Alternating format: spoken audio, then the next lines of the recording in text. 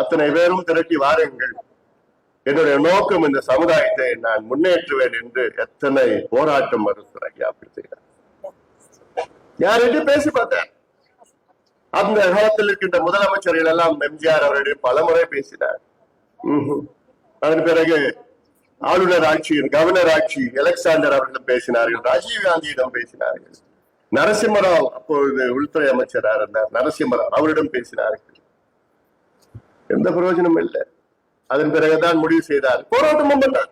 ஒரு நாள் சாலை மறியல், ஒரு நாள் ரயில் மறியல், தூக்கு கயிறு போராட்டம், பட்டநாமம் போராட்டம், எத்தனையோ போராட்டங்கள் செய்து கடிதம் கொடுத்து அழுத்தம் கொடுத்த ஒன்னும் நடக்கல. அதன் பிறகுதான் ஒரு வாரம் சாலை மறியல் போராட்டம் நடத்தினார். அப்பயும் அவங்க பார்த்தா என்ன இவர் செய்ய போறார், ஒரு வாரம் சாலை மறியல் சொல்றாருன்னு இவத்தனமா இருந்தார்கள். ஆனால் ஒரு வாரம் சாலை மறியல் நடந்தது. அது வரலாறு.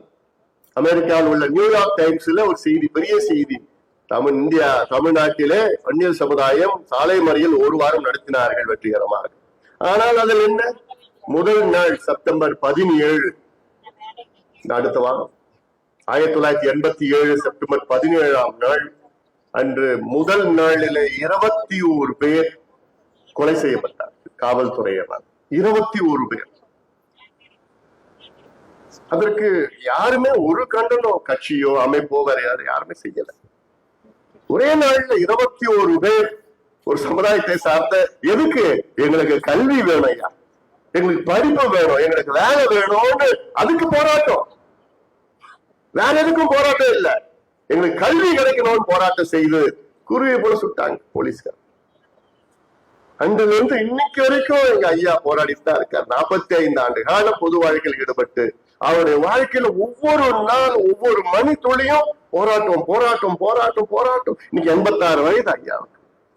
இன்னைக்கும் போராடிட்டு இருக்காரு. அவர் சொன்னார் அன்னைக்கு 80வது பிறந்தநாள் விழாவில் சொல்றாரு, எனக்கு என்ன வயசானாலும் பரவாயில்ல, நான் குச்சிக்காய் கோல் ஊனி கூட நான் போராட்ட களத்துக்கு போய் என் மக்களுக்கு நான் விடுதலை வாங்கி தருவேன், என் மக்களுக்கு நான் கல்வி வாங்கி தருவேன்.